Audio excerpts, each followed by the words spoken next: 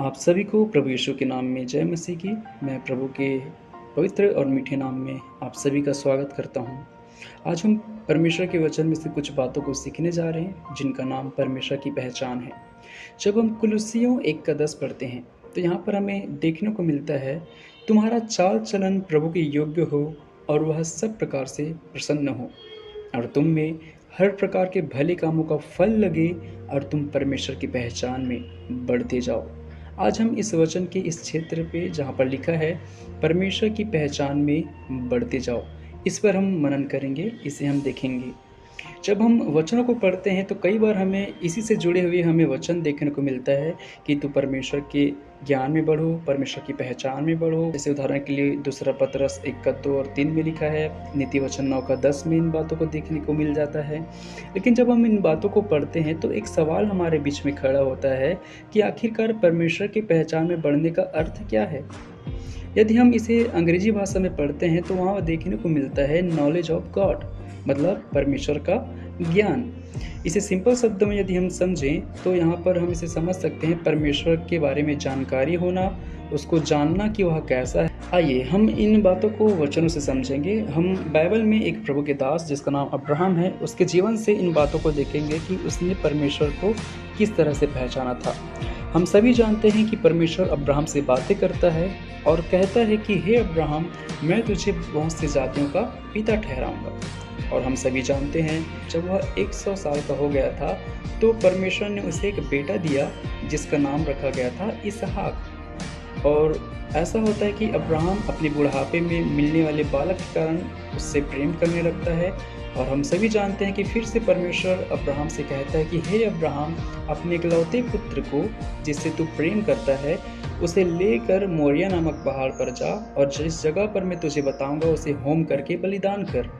और जब हम आगे देखते हैं तो हम यह जानते हैं कि सचमुच में अब्राहम 3 दिन की सफ़र करके 3 दिन के रास्ते चल करके उस जगह पर जहाँ पर परमेश्वर उन्हें कहता है पहुँचता है और उस स्थान को दिखाए जाने के द्वारा कि इस जगह पर तुम्हें इस बेटे को बलिदान करना है, अब्राहम पहुँच जाता है।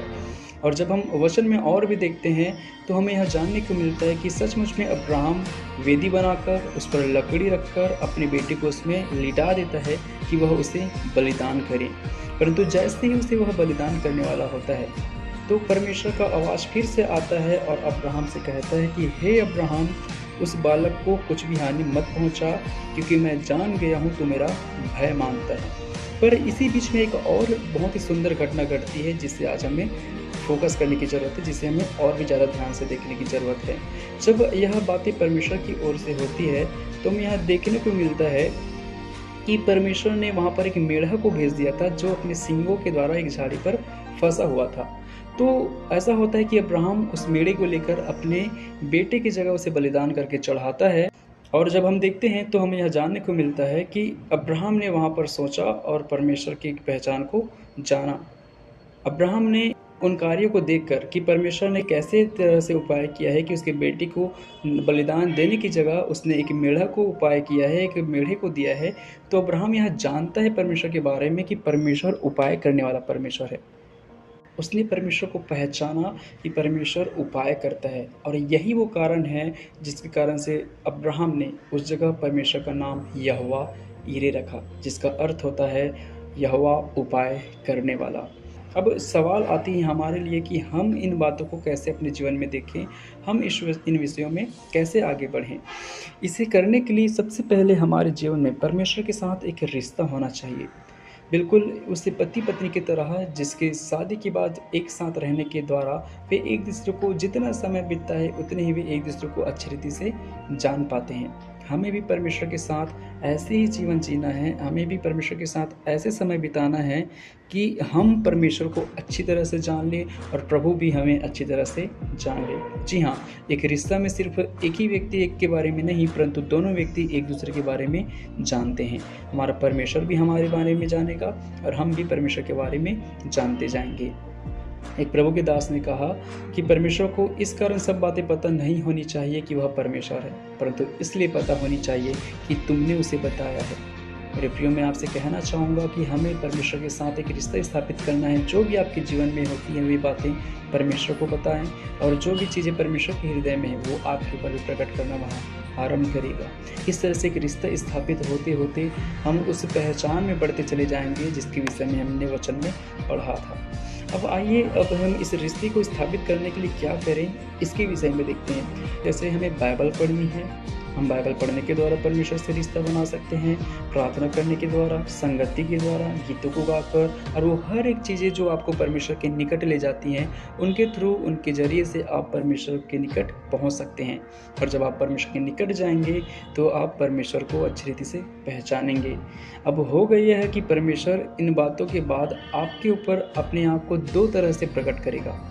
एक तो यह कि जब आप वचन पढ़ेंगे तो आपको वचन के द्वारा कहेगा, आपको वचन के द्वारा बताएगा कि मैं यहोवा ईरे हूँ जो उपाय करता हूँ, मैं यहोवा निस्सी हूँ जो तुम्हें जय देता हूँ, मैं यहोवा शालोम हूँ जो तुम्हें शांति देता हूँ, मैं यहोवा राफा हूँ जो तुम्हें चंगाई देता हूँ। ऐसे करके परमेश्वर अपने वचनों के द्वारा आप पर रिवील करेगा कि मैं किस तरह से लोगों के ऊपर प्रकट होता था और क्या मेरा स्वभाव है। परमेश्वर आपको दूसरी तरह से सिखाएगा, और वो है अनुभव के द्वारा। आपके जीवन में कई बार आपके जीवन में उतार चढ़ाव आएंगे और परमेश्वर अपने आप को उन बीचों में प्रकट करेगा। जैसे हम देखें तो पौल कहता है कि परमेश्वर की सामर्थ्य निर्बलता में सिद्ध होती है। हमने अब्राहम के जीवन में भी देखा कि किस तरह से उसके जीवन में परीक्षा आई, और उसकी परीक्षा के कारण ही परमेश्वर को उसने पहचाना कि वो उपाय करने वाला है। तो जब हमारे जीवन में कुछ भी परेशानी आएंगी, जैसे हैं कि हम कहें यदि हम बीमार हैं, तो परमेश्वर हमारे जीवन में यहोवा राफा बनकर आएगा और कहेगा कि मैं तुम्हारा चंगाई करने वाला हूँ। हम जब कुछ बातों को लेकर निराशाओं में और चिंता फिक्र में रहेंगे, तो परमेश्वर यहोवा शालोम बन के आएगा और कहेगा मैं तुम्हारा शांति देने वाला परमेश्वर हूँ। इसी प्रकार से हम अनुभवों से भी परमेश्वर को जानते जाएंगे कि वह किस तरह से परमेश्वर है, वह क्या परमेश्वर है। और यही वे तरीके हैं जिन्हें हम परमेश्वर की पहचान में बढ़ाने के लिए इस्तेमाल में ला सकते हैं, और इसी तरह से हम परमेश्वर की पहचान में बढ़ सकते हैं। और हाँ, आप जितना प्रभु को जानेंगे आप भी उतना उसके जैसा बनते जाएंगे। जब आप देखेंगे कि प्रभु पवित्र है तो आपका हृदय उछल पड़ेगा और आप यह निर्णय लेंगे कि मेरा पिता पवित्र है, मैं भी पवित्र बनूंगा। मेरा पिता दयालु है, मैं भी दया करूंगा। बिल्कुल एक बच्चे के समान जो अपने पिता को देखकर यह कहे कि मैं बड़ा होकर अपने पिता के जैसा बनूंगा। और विश्वास करिए आप बनेंगे भी। परमेश्वर आप सबके साथ है। जय मसीह की।